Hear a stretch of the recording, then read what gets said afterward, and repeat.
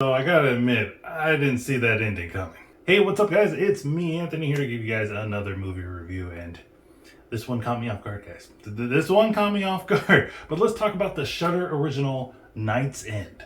An anxious shut-in moves into a haunted apartment, hiring a stranger to perform an exorcism, which quickly takes a horrifying turn. So, Night's End is directed by Jennifer Reeder, who has a couple of films under her belt. Most recently, she is known for VHS 94, where she did a segment, Holy Hell. But she's relatively new to me, and I was interested in this Shudder original, and I wanted to see it. The cast looked pretty good to me. Michael Shannon's in here for some random ass reason, but the trailer that I saw got me hooked, and I watched the movie, and I was watching, and I was watching, and I was waiting for stuff to happen, and I kept on waiting.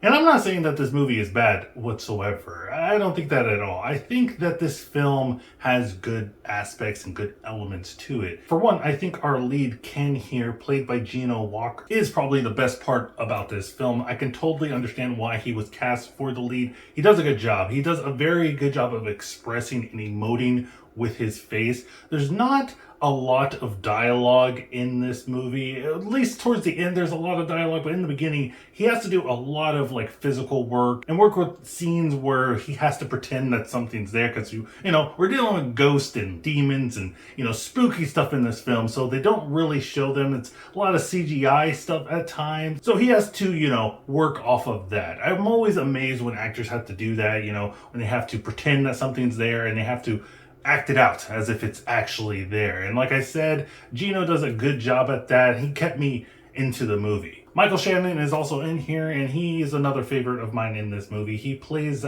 Ken, the lead characters in here's ex-wife's new husband. It's a very convoluted situation what they got there, but apparently, everything's good because they're talking, he's video chatting, Ken's video chatting his ex all the time, and they seem like they're on good terms. And then pops in Michael Shannon, and he's like, I'm just the new husband here, but I like you, Ken, you're cool, and everything. They seem like they have a cool relationship. It was weird, it was random, and it took a while for you to actually understand that is his ex-wife, and understand a lot of other things in this film, but we're gonna get to that. Even though I found it frustrating at times, especially as we're getting longer into this film, but I do like that the fact that this movie makes you think and keeps you guessing and doesn't tell you everything in the beginning. Like I said, it's kind of frustrating, especially once we get towards the 40-minute mark and they're still not answering questions. And I'm not saying that you have to answer everything, you just have to just say, hey, this is what's going on, this is this, and then move on from it. But it would help the audience, at least for me, to just give me a little bit of hints. Just help me out.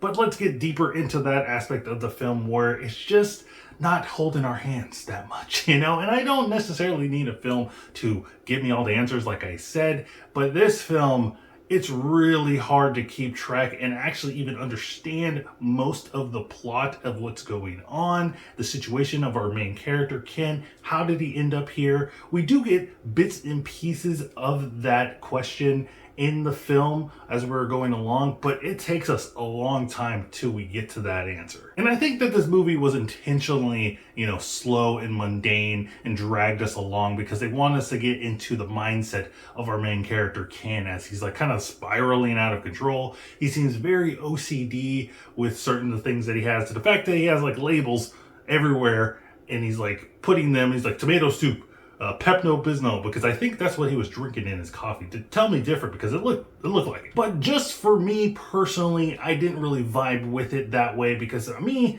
maybe I got OCD too, because I just needed it to be a little bit faster for me, especially with horror films. I'm the kind of person that I need you to get to the point real quick, because I've seen a lot of movies in my time, in my young time. It's just I've seen this kind of stuff before, and usually it doesn't end up as anything new that I haven't seen before. But I will say, the ending I did not see coming. And I'm kind of here for it, but it's so far removed from what we started with in this film, to the point where I'm leaning towards that it was just too wacky for its own good. But I want to briefly talk about the ending, because Yeah, okay, that was crazy. That was crazy. I'm kind of, like I said, I'm kind of here for it. I enjoyed it. I was entertained, but it was kind of laughable. And I don't think they wanted us to laugh in this film. I think they were trying to make it serious. And I don't want to hark on this film too much because you can tell that it's an indie film. But some of the scenes were, I'm thinking they were trying to make it scary. It didn't really translate into being scary for me, but you know, everybody's scared by different things, and I'm not the kind of person that says that all horror movies have to be scary. But I think in the case of this film, I think they were trying to go for the creepy factor. And don't get me wrong, there was certain moments in this film where I thought was creepy as hell. They did an excellent job in one scene where they have Ken and he's looking into the webcam and there's a ghost behind him. And I thought they did an excellent job of creating that atmosphere and creating that fear of something is behind your back. But like I said, the ending is just so bonkers and it doesn't fit the rest of the film that comes before it. Overall, guys, I think that Night's Inn is a decent attempt at a, you know, horror film that we have here, kind of a psychological ghost kind of film. I do wish that they went a little bit deeper into like the ghost lore and all this stuff. We get little bits and pieces here. And I also think that if this movie, if the ending is any indication, if it wanted to go full ham and just go full cheesiness with this film, I think they should have done it. They should have just done it from the beginning so we wouldn't be confused. But guys, let me know what you think in the comments down below. Did you like it? Did you hate it? What'd you think of that ending if you did end up seeing this film? Because I need people to talk about this. Explain this to me. Was it on purpose? Was it not? I need to know. Also, guys, don't forget to check out my Twitter so you can stay up to date with my channel. Don't forget to like and subscribe. And remember, guys, keep watching movies.